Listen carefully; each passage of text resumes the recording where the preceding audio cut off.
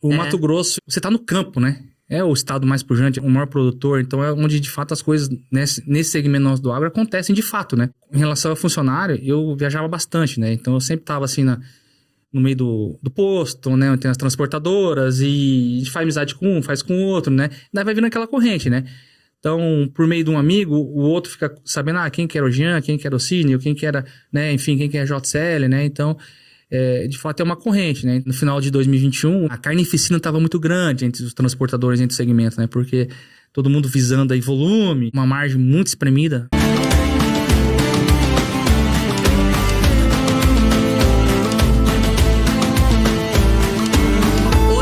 Conhecer uma história de rápido crescimento. Fundada em 2022, a JCL Jandotti é uma transportadora que hoje tem um time de mais de 100 pessoas, tem mais de 30 filiais espalhadas por 6 estados e um faturamento que deve chegar a R$500 milhão em 2024.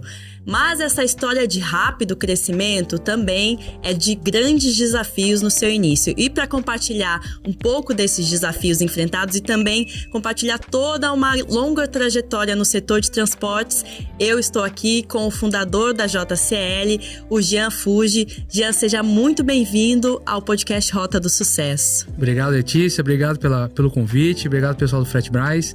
Muito honrado. É um prazer recebê-lo aqui para compartilhar essa história que é grande, né? Apesar da JCL ter começado especificamente em 2022, sua experiência no setor vem de muito antes, né? Pelo que a gente estava compartilhando aqui. Como é que foi que você chegou ao setor de transportes e começou a trabalhar nele? É uma história... tem muitas histórias, né, nesse decorrer, né, desses anos, né?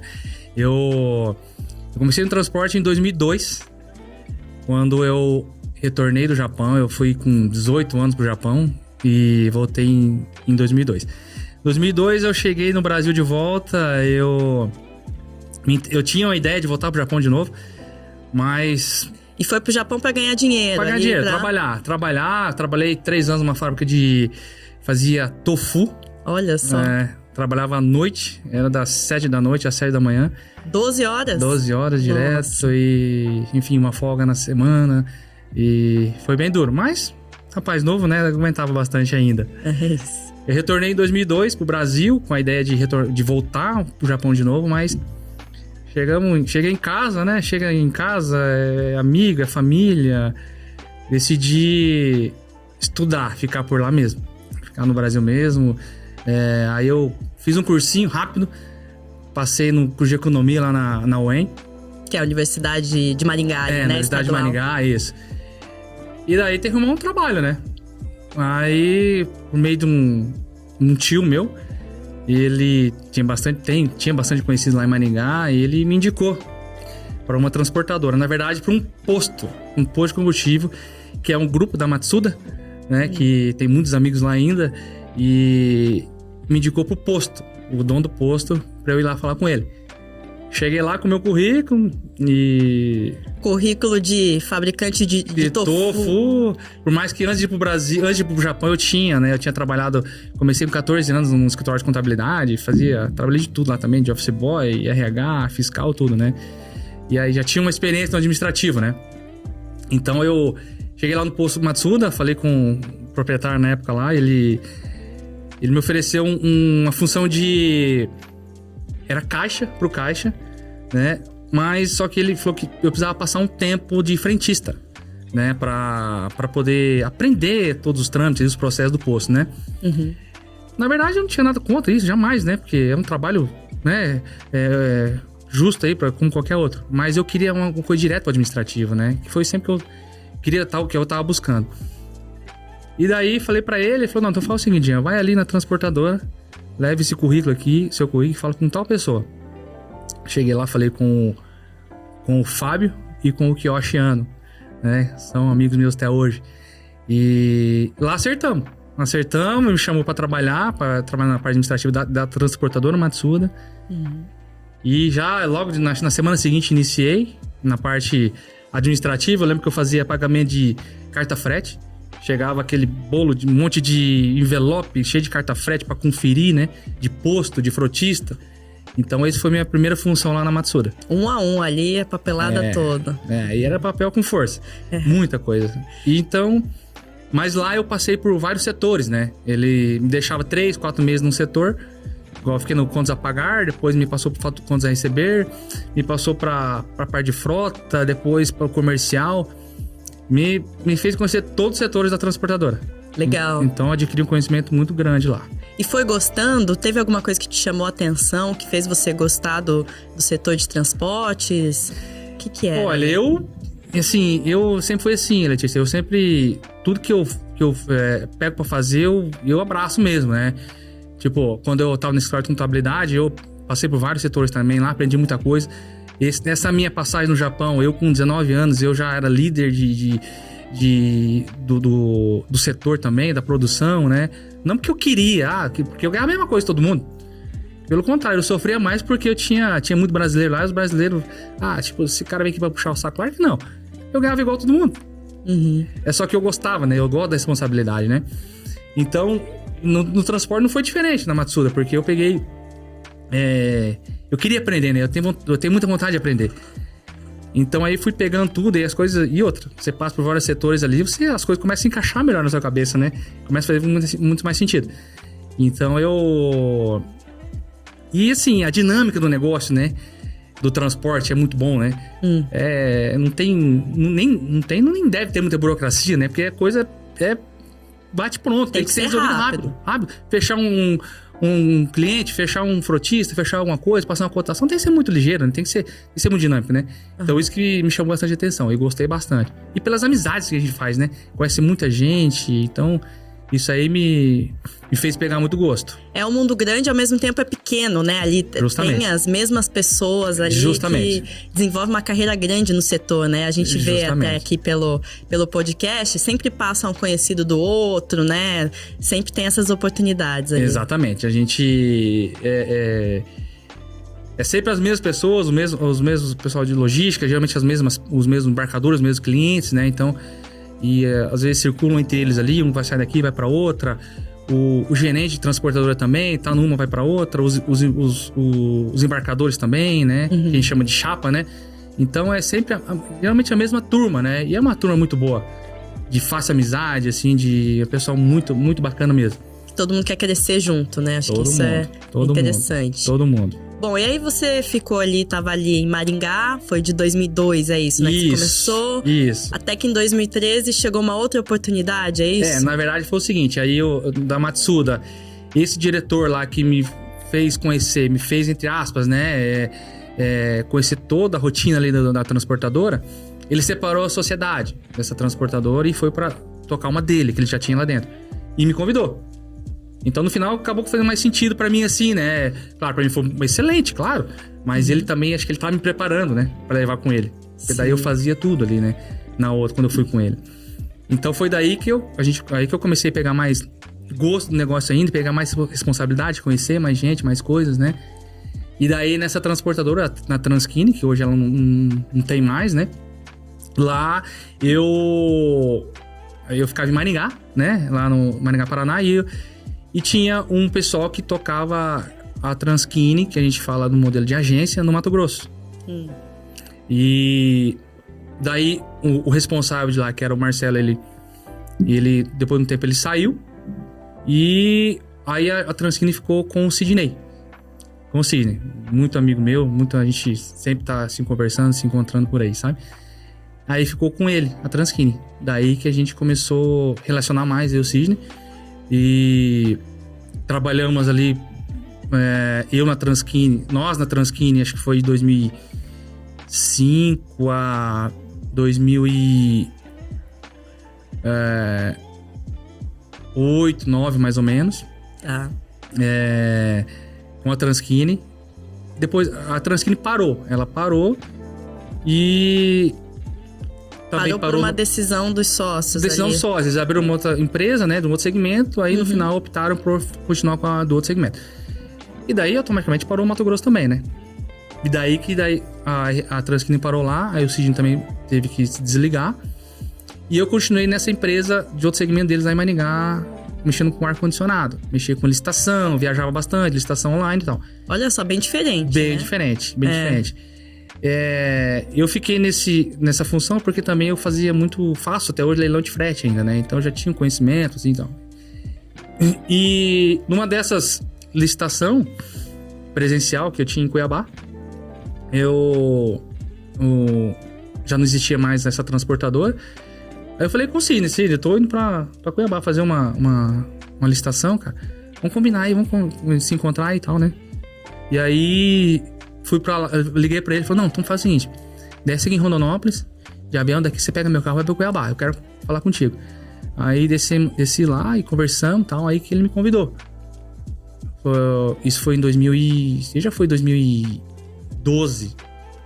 Final de 2012. Ele falou, vou abrir uma transportadora. Ele já tinha, né, o CNPJ, mas tava em fase inicial, né, das operações, porque antes disso usava o nome dessa de Maringá. Tá. Então, aí ele me convidou, falei, cara, eu vou chegar em Maringá, vou pensar, deixa eu falar com a Patrícia, né, minha esposa. O Sidney conhece muito ela também, já conhecia bastante ela. E eu volto contigo. Claro que subiu aquela vontade, óbvio, né, porque por mais que eu tava... peguei pra fazer bem também essa parte do ar-condicionado, licitação, mas o negócio já tava... O diesel já tava na veia, né? Então eu falei, não, eu vou pensar com carinho, sim. Cheguei em casa, conversamos, eu e a Patrícia. Não foi uma decisão muito fácil, porque minha família é toda de Maringá, né? E decidi ir pra lá. Saí de Maringá, mudou com a família toda. Malicuia, fui em janeiro de 2013 pra Rondonópolis. E como é que era? Qual que era a diferença na questão do setor de transportes em Maringá versus o que você encontrou em Rondonópolis? Era muito diferente? Bastante. O Mato Grosso, você tá no campo, né? É o estado mais pujante, é o estado o maior produtor, então é onde de fato as coisas nesse segmento nosso do agro acontecem de fato, né? Então, e é muito ali, muito rápido as coisas, muita oportunidade, né? Muita coisa pra se fazer lá ainda, né? No Mato Grosso. Então, foi muito bom, assim. Aí, cheguei em 2013, lá a gente tinha um escritório lá no Posto Trevão, no Mazute. E aí, depois, fomos abrindo. Começamos a abrir filiais, né? E foi aí que você e o Sidney começaram, você ajudou o Sidney a começar o que se tornou a RDM Transportes. Esse o nome, né? Eu costumo falar pra ele sempre, né? A gente construiu muita coisa juntos, né? E a gente costuma falar bastante, eu e ele, assim, que foi muito divertido. Além de tudo, foram muitos desafios, porque o mercado, os grandes sempre engolem os pequenos, né? Então, assim, foi um início muito difícil, mas, por outro lado, foi muito divertido e gratificante, porque a gente fez muita amizade, a gente conheceu muita gente, né? E, poxa, e foi, de fato, uma conquista muito grande, uma vitória muito grande. E esse nome foi você que deu, é isso? O nome RDM hoje é fruto da sua cabeça? Na verdade, tinha um nome maior, que na verdade era Rodomar, né? Rodomar, e daí o nome ficou... Que era nome de agência, né? Dado da época da agência ali, né? Aí a sonoridade da RDM, né? Fica muito mais limpa, assim, muito mais bonita, né? Então... Você sugeriu e ficou. Conversamos lá e ficou RDM. Muito bom. E que lições essa parceria com o Sidney te trouxe? Lições de negócios importante? Te ajudou? Tem alguma coisa que você lembra desse período que você carrega até hoje para os negócios? A gente vai adquirindo muito conhecimento, assim, né, Letícia? A gente... Um fato, assim, que a gente sempre falava, a gente sempre fala isso, a coragem, assim, que a gente teve, né? E o resto, assim, correr atrás. A gente correu atrás e tomou muita porta na cara. A gente perdeu alguns negócios também, mas acho que foi mais, assim, a coragem que a gente teve, a persistência, né? Acho que isso que ficou bastante, assim, né? Acho que que marcou bastante, assim, nossa trajetória ali. Saía falando com todo mundo ali. Saía. Dificuldade para conseguir cliente, dificuldade para contratar funcionário, porque, uma transportadora nova, né? Começando, emergente, então, assim, existe essa dificuldade, né? Atendiam poucos clientes, né? Então Tanto que a gente fala aí, quando a gente atendeu a primeira trade, né? A gente fez uma festa. E como é que fazia para conseguir esses outros clientes, funcionários? É sair falando com todo mundo? Tinha alguma coisa a mais? O que era? Na verdade, eu em relação a funcionário, eu viajava bastante, né? Então, eu sempre tava assim no meio do posto, né? Tem as transportadoras e a gente faz amizade com um, faz com o outro, né? Daí vai vindo aquela corrente, né? Então, por meio de um amigo, o outro fica sabendo, quem que era o Jean, quem que era o Sidney, quem que era, né? Enfim, quem que é a JCL, né? Então, de fato, é uma corrente, né? Então, isso replica muito fácil, né? Tanto as coisas boas quanto as coisas ruins, né? Então, eu fazia muito isso. E faço muito hoje ainda. Claro, o tempo hoje é um pouco mais limitado pra mim, né? Mas eu trabalhei muito isso, né? De relacionamento. Das pessoas saberem quem é a minha pessoa, quem que é a pessoa da empresa, quem que é a empresa, né? Então, e daí um vai chamando o outro, né? Claro, não é uma coisa que instantânea, né? Então é um trabalho ali no dia a dia mesmo, passo a passo, que a gente conquistou aí aos poucos, ao longo desses anos. E como é que surge a ideia da JCL? Você estava na RDM, é isso? Eu trabalhei lá com o Sidney 9 anos, né? Em 2020, eu pedi desligamento. Em 2020, eu abri a JCL, a constituição da JCL desse CNPJ é 2020, né? Final de 2020. E daí que eu queria comprar alguns caminhões. Ainda estando na RDM. Estando na RDM, isso. Um negócio paralelo. Que era um implemento diferente, né? Que naquela emergência ali aquele implemento quarto eixo estava emergente, muita demanda, estava ganhando mercado, né? Carreta, quarto eixo. E a RDM tinha, na época, só os rodotrem, né? Os 25 metros. E daí, despertou essa vontade de adquirir esses caminhões. E aí eu constituí a empresa, CNPJ, para comprar eles, né? Quer dizer, viu uma oportunidade ali. Que é um implemento. E um outro negócio em expansão. Isso, que é um implemento que você tem um outro tipo de... usa para a mesma coisa que o 25 metros, mas ele é mais também flexível, né? Ele é mais versátil para outros tipos de atendimento que você pode fazer, né? Então, foi daí que eu comprei esses 10 caminhões. E atendi ali como frota própria mesmo, né? Para atender as próprias operações da empresa. Aí foi, 2020, 2021. Aí final de 2021 eu pedi desligamento. Porque o negócio estava crescendo? Da JCL? Não necessariamente, não. Não, eu continuava ali só com os 10 caminhões, né? Só para atender as demandas da própria RDM. Mas eu queria uma coisa nova, uma coisa diferente, né? Aplicar algumas coisas desse conhecimento que a gente foi adquirindo, né? E usar um pouquinho mais meu DNA ali, a minha cara, né? Foi daí que eu decidi pedir desligamento pro Sidney e saí dia 31 de dezembro de 2021. Olha só, para começar a fazer a virada de ano já com uma perspectiva totalmente nova. Assim, em tese sim, né? A teoria realmente era muito bonita, né? Muito boa, né? Então, mas a gente... era um início mesmo, praticamente começar do zero, basicamente, né? Foi uma decisão muito difícil, né? Muito difícil mesmo. E nesse período, no final de 2021, o mercado tinha dado a demanda tava alta, mas a carnificina estava muito grande entre os transportadores, entre os segmentos, né? Porque todo mundo visando aí volume, muita gente trabalhando sem uma margem muito espremida, uma margem de lucro muito espremida, né? Então, os juros também, a taxa de juros tinha dado uma subida naqueles dias, naquele período. Então, falei, me ferrei, né? Começar 2022 aí, de jeito, né? O capital limitado, né? Então, os bancos também mais restritos. Esse mercado, esse cenário também estava dessa forma.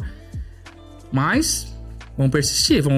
Já tinha o sonho, já tinha o plano. Vamos voltar para executar. Talvez numa velocidade menor, né? Talvez não, com certeza. Mas vamos botar para rodar. Tinha o capital ali, mais limitado.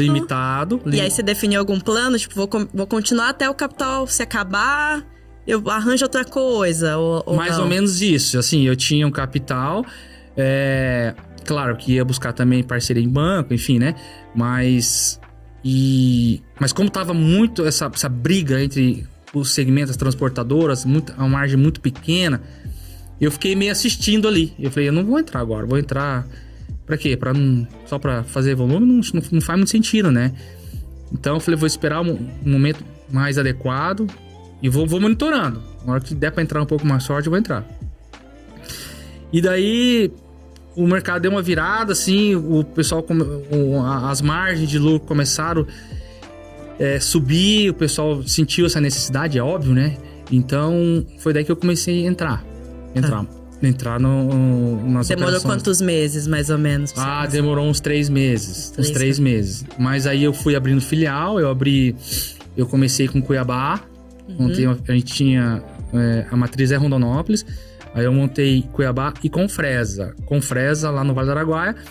A gente não tinha operação lá, mas sempre foi uma ideia minha o seguinte, estancar uma bandeira nas regiões onde eu queria operar. Tinha que começar, então tinha que ter uma referência. Então eu abri lá, contratei uma pessoa, o Itagnan, e ficou lá ocioso por muito tempo. Mas assim, pra levar o nosso nome, tô aqui, a JCL tá aqui, e ela vai chegar aqui um dia. Ela vai estruturar aqui na região um dia. Já tinha um representante ali Já tinha um representante, isso, mesma coisa. Ali. Na 63 também, né? Cuiabá, Sorriso também foi a mesma coisa, então fui colocando a bandeira ali pra depois ir começando a expandir. E como é que você achou essas pessoas? Eram pessoas que você já conhecia? Conhecidas, já conhecia desse tempo todo que eu tenho no Mato Grosso, né? Então, vendi, né? Acreditaram, né? no nosso projeto, no nosso sonho. Inclusive, estão com a gente aí até hoje. Isso eu mencionei. E eu acho que isso é importante, né, Jean? Porque quando você tá sozinho no negócio, começando, às vezes você se desmotiva, né? Agora, se você tem mais gente ali que acreditou em você, é igual eu já ouvi de um empreendedor falando que no começo uma empresa é só uma ideia. Se uma pessoa vai comprando, ela vai virando a empresa. Quanto mais gente vai comprando, ela deixa de ser uma ideia e vira uma empresa em si. Isso te ajudou ali no começo? Exatamente, muito, muito. Assim, por muitas vezes eu pensei em desistir, sabe? No começo, porque foi muito difícil, muito difícil. O cenário tava desse jeito e muita dificuldade. Conversei bastante em casa com a Patrícia, com minha esposa. E aí, vamos seguir, vamos parar, porque nesse tempo eu tive algumas propostas, né? De outras transportadoras já bem consolidadas, e transportadoras grandes lá que atuam também lá no Mato Grosso. Eu tive essas propostas. Conversei com os caras, claro, né? São amigos nossos, amigo meu até hoje, são amigos mesmo. Então, eu tinha que ouvir, né? Não podia descartar isso, né? Por mais que eu queria seguir com o sonho ali, né? Da JCL. Mas por algumas vezes, eu pensei em desistir. Porque a dificuldade era muito grande. Tava muito grande. E as contas não param, né? Então, vem chegando os boletos. Vem chegando, os boletos não param, então a gente não vence eles nunca, né? Então, eu pensei várias vezes em desistir. Desistir da JCL e entrar como comercial, regional, alguma coisa aí de uma dessas transportadoras. Mas aí as coisas, acho que no final tudo dá certo, né? Então as coisas foram acontecendo devagarzinho, não na velocidade que a gente queria, né? Mas bem mais lento, mas as coisas começaram a clarear. Tendo as pessoas ali junto, pra sonhar junto. Exatamente. Então, e aí que a gente persistiu. Vamos, devagarzinho, vamos. Aí começou a entrar alguns clientes que ajudou bastante a gente, né? Nesse início. E como é que esses primeiros clientes entraram? Eram pessoas que você já conhecia, já tinha contato? Já tinha relacionamento de todo esse tempo, né? Transporte de conhecia. Eu já conhecia. Então, claro, as maiores, né? As trades, a gente, claro que demorou bem mais para começar a atender. Mas o início foram as empresas menores, mas hoje a gente atende grande parte das trades que atuam aí no Mato Grosso do Sul. Na área de grãos ali mesmo. De grão. Que é o foco de vocês. Exatamente.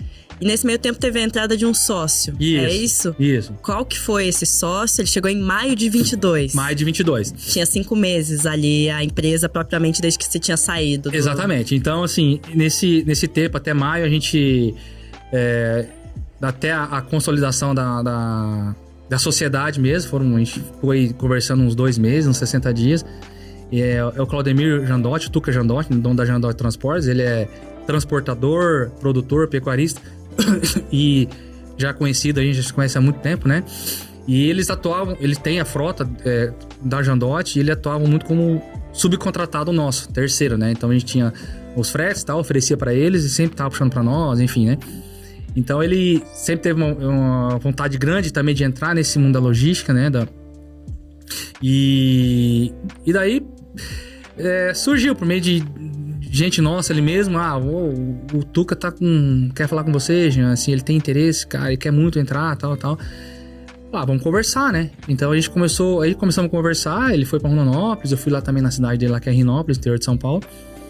E daí a gente começou a formatar, desenhar o negócio e deu certo. Aí em maio de 22 a gente formatou a sociedade, que daí virou de JCL Transporte, virou JCL Jandote, né? E aí nesse assim, foi de fato assim, uma virada de chave muito grande, porque incorporou bastante, né, questão de imagem, né, de número de caminhões, de frota própria, né, então, tanto que até essa formatação, já vinha entrando alguns clientes, algumas trades já começou a entrar, né, quando eu tava na solo ali, né, mas essa virada de chave, essa junção realmente foi de fato uma virada de chave, porque alguns clientes, eu fiz uma divulgação daí, né, dessa parceria, dessa sociedade e tal. Mandei, obviamente, aí pros clientes tudo que eu tava querendo entrar ali, né, que eu já vinha, né. E muitos deles falaram assim, Jean, e aí? E agora? Aguenta? Aguenta a paulada? Desse jeito. E, cara, aguenta, bora. Então tá. Então, as coisas já começou assim, se abrir muito mais, assim, abriu muito rápido. Porque eles viram que você tava maior. E agora poderia ter capacidade de atender. Exatamente. Então as coisas ali foram fluindo muito rápido depois dali.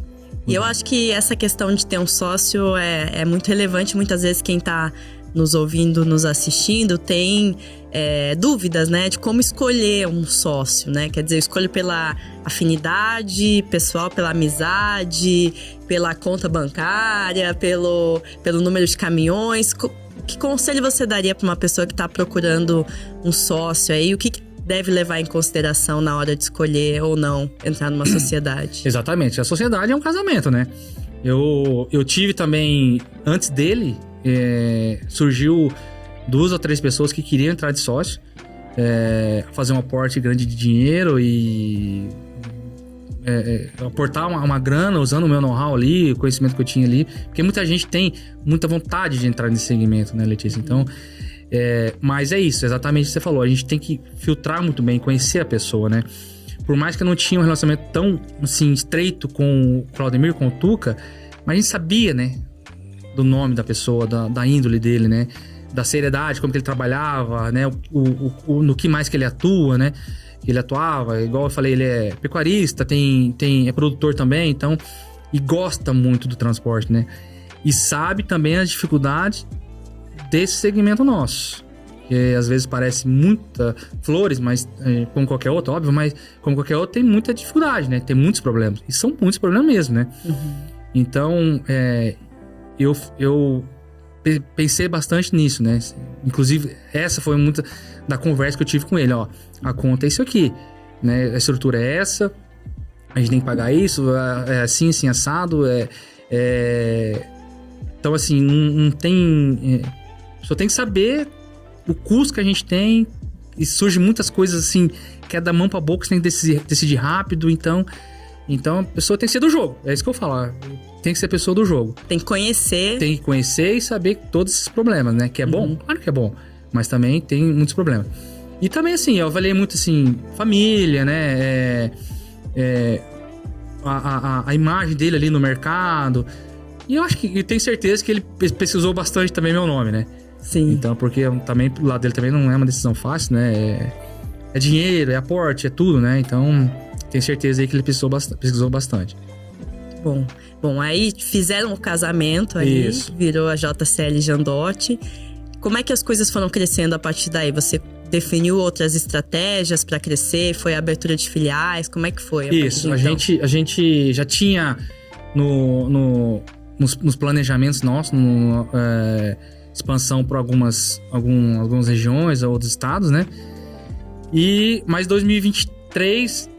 22 a gente tinha já o Mato Grosso e Mato Grosso do Sul, com porém uma estrutura mais tímida, né? Menor. Então a ideia era encorpar mais esses 2 estados, né? E 23 já partir para outros, né? Então a gente deu uma encorpada no Mato Grosso do Sul em 2022 e 23 começamos a ir fomos pro Pará, Paraná e Tocantins. Tá. Tocantins e na sequência fomos pro Maranhão. E foram essas filiais que vocês foram abrindo, essas regiões, foi por demanda de clientes? Foi por vocês enxergarem a oportunidade de ir desbravar? Como é que foi definida esse As duas coisas, assim, porque esses estados eu já atuei bastante nesses 2 estados, né? Nesses estados que eu mencionei. Então, de fato, assim, juntando o conhecimento, o relacionamento que a gente já tinha com esses clientes que atuam nesses estados, né? E realmente, assim, uma oportunidade, né? A gente vê que o mercado nesses estados não para também, a demanda não para, então juntamos aí o útil ao agradável. Mas não é que, assim, aquela necessidade, aquela ânsia, não, precisamos abrir, ficar grande, não é nada disso, né? Então a gente tinha isso nos planos, mas no momento certo. Vamos começar a rodar no momento certo. E daí, os momentos certos foram surgindo, vindo, aí fomos abrindo. Tá. Fomos abrindo. E para 2024 a gente tinha nos planos expandir mais o Maranhão, Piauí, Tocantins ali, no Mapito ali que a gente fala, né? Mas para 2024. Mas devido ao cenário realmente do agro, do mercado tá um pouquinho mais retraído, a gente deu uma recuada. Tá. Deu uma recuada e manteve só o que a gente tem mesmo. Perfeito, que é isso, a gente tá gravando esse episódio no segundo semestre de 2024. Eu ia perguntar justamente sobre como tá a JCL, a gente mencionou o número 6 estados, né, 30 filiais, o tamanho que vocês estão hoje, como é que vocês estão vendo o cenário de mercado e planejando a expansão daqui pra frente? Eu acho assim, que todo transportador tá bem cuidadoso, muito cauteloso, né, acho que não só o transporte, mas como vários segmentos, né, a gente tinha uma leitura de 2023 para 2024, que o 2024 ia ser um ano mais duro, mais difícil, né? Por questão aí de comercialização, nível, valor, preços, né? Então, mas mesmo assim, em 23 para 2024 a gente tinha essa ideia de expandir para outros estados e aumentar a estrutura. Mas, claro, esperamos virar o 24, começar o ano, para a gente ter a certeza disso, se a gente investia, expandia ou não.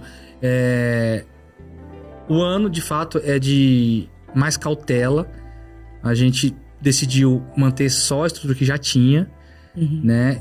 E realmente fomentar o time que também já estava, os próprios clientes que a gente já vinha atuando. As regiões e os clientes e o time que a gente já tinha, né? E a expansão mesmo pro 24, a gente deu uma segurada. Porque eu acho que isso é muito interessante, né, no setor.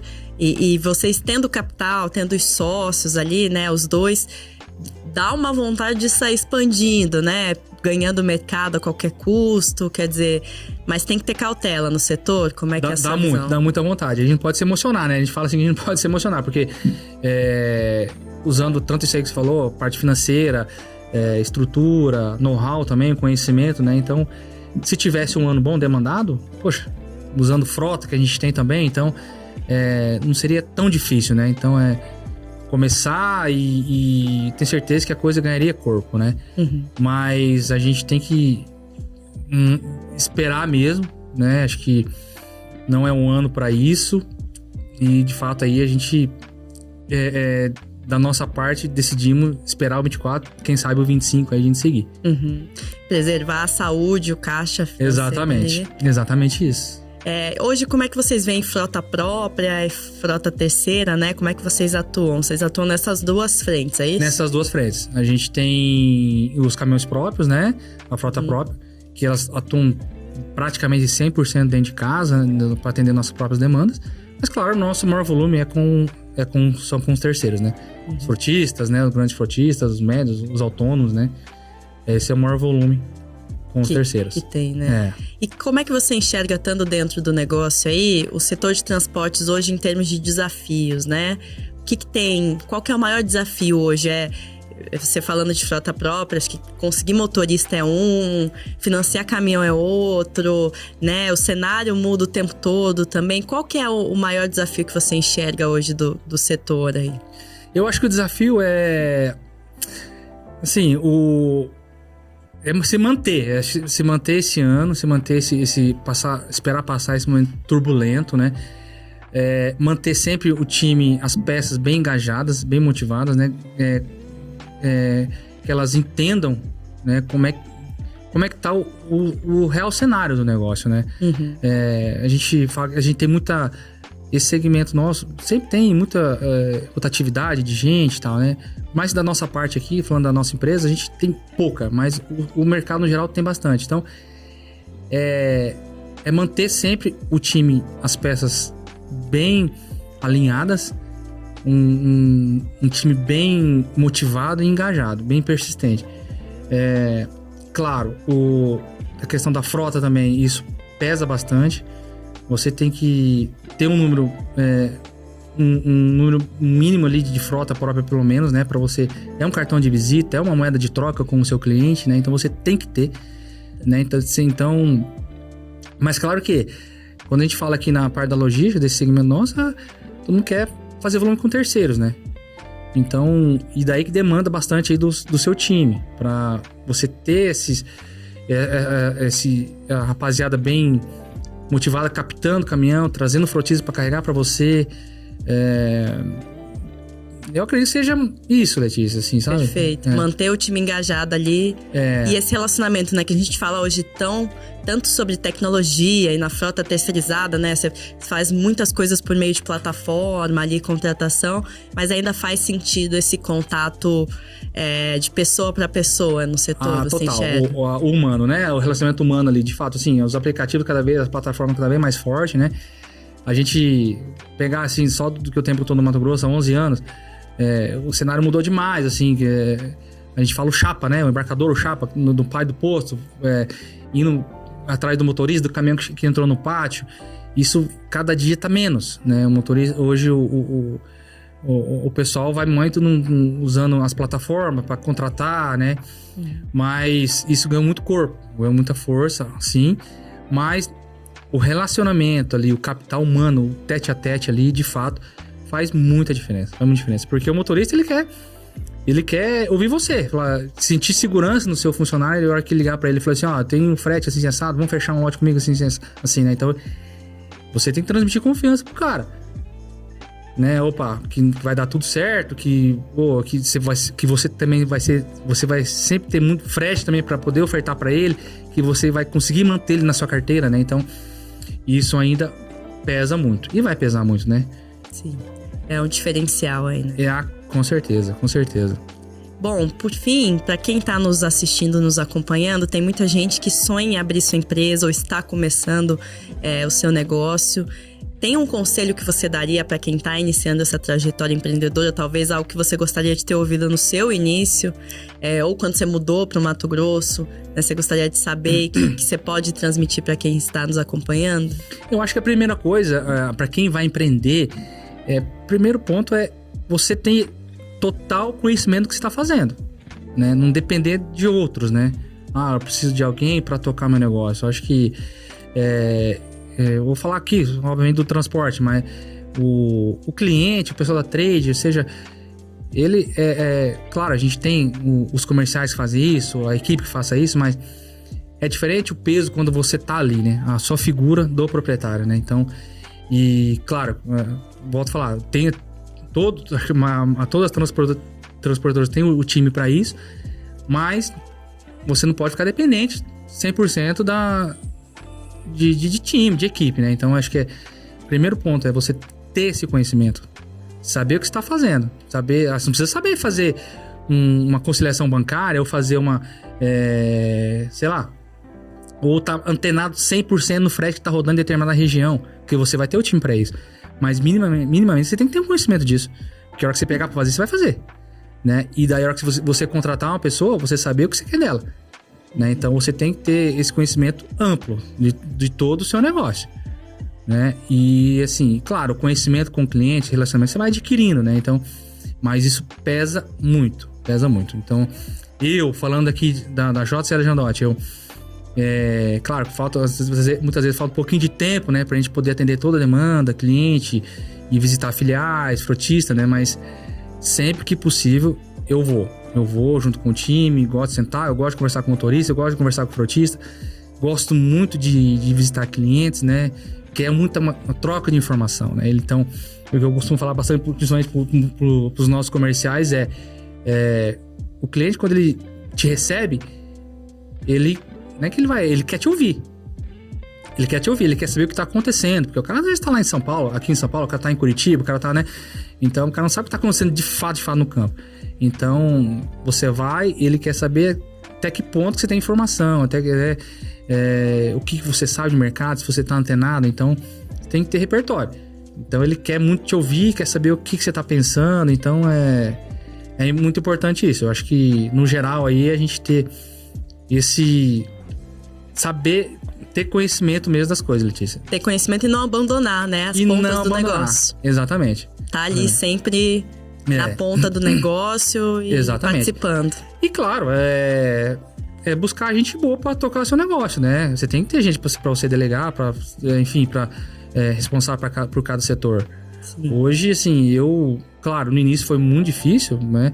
Mas hoje eu posso dizer que 90% das minhas peças, das pessoas que eu buscava, a gente tem na empresa. Então, para cada setor tem um responsável. Então, por mais que eu goste de falar também, né, não necessariamente eu tenho que cumprir uma linha, uma hierarquia. Eu gosto de falar na ponta também, gosto de falar com todo mundo, né, mas para cada setor, para cada coisa, a gente tem pessoas boas para tocar. E é isso que você falou, como você passou por muitos desses setores, você sabe o que você busca, o que você quer dessas pessoas. Exatamente. E isso faz a diferença. Exatamente. A gente dá o norte, assim, eu tenho... claro, assim, não consigo ficar botando a mão todo momento, né? Em cada setor, mas assim, igual eu falei agora, pelo menos de todo setor ali, eu tenho um conhecimento, não digo amplo, mas assim, hoje eu foco mais ali na parte comercial, né? Com os meninos da operação, né? Uhum. A parte administrativa financeira, é a Patrícia, minha esposa, que cuida mais. Ela tá nos negócios? Ela cuida do financeiro da empresa, parte administrativa, né? Então... Mas claro que eu tô sempre acompanhando, a gente sempre se reunindo, sempre fazendo reunião, discutindo as coisas, processo e tal. Então, mas o nosso time é muito bom. Então a gente dá o norte, né? Então a gente busca as pessoas boas, obviamente treina, né? Conversa muito. E assim, também eles também sentem muita confiança na gente. A gente sente isso deles, né? Que a grande maioria tá com a gente desde o início. Né? Acreditou naquele sonho nosso, né? Acreditou e realmente aí deu certo. Então a gente, eu acho que voltando lá, a gente tem que ter um time bem preparado, bem engajado, né? E a gente investe muito nisso. A gente investe muito no nosso pessoal, no nosso time. Perfeito. Jean, muito obrigada pela sua participação, parabéns pela trajetória, foi um prazer recebê-lo aqui. Imagina, eu que agradeço. Bom, para você que nos acompanhou até aqui, também fica o recado para deixar nos comentários uma sugestão de entrevistado ou também compartilhar o que você achou desse episódio, comentar o que te chamou mais atenção na entrevista aqui com o Jean. Não esquece também de seguir a gente no Spotify ou se inscrever no canal no YouTube, seja onde você esteja acompanhando esse podcast, para não perder os próximos episódios. Muito obrigado pela sua audiência e eu vejo você no próximo Rota do Sucesso. Até lá!